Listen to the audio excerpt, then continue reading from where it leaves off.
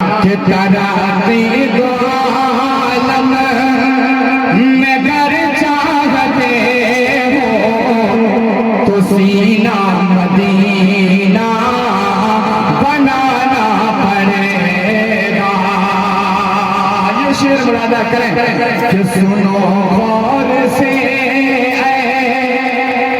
سیاست کے حاکم کیوں مظلوم کو تم سجاتے ہو ظالم۔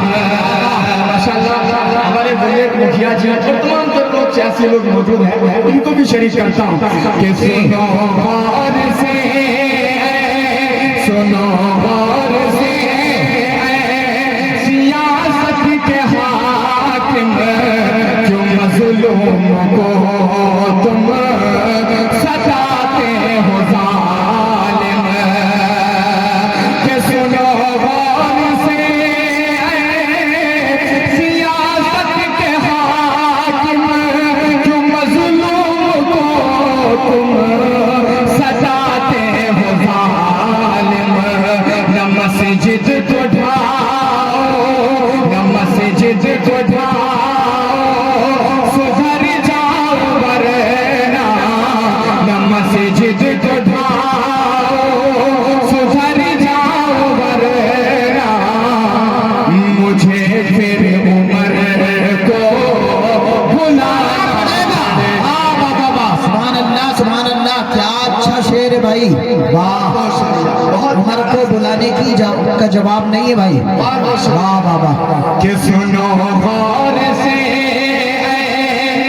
سیاست کے حاکم کیوں مظلوم کو تم سجاتے ہو ظالم۔ کہ سنو غور سے سیاست کے حاکم کیوں مظلوم کو تم سجاتے ہو ظالم۔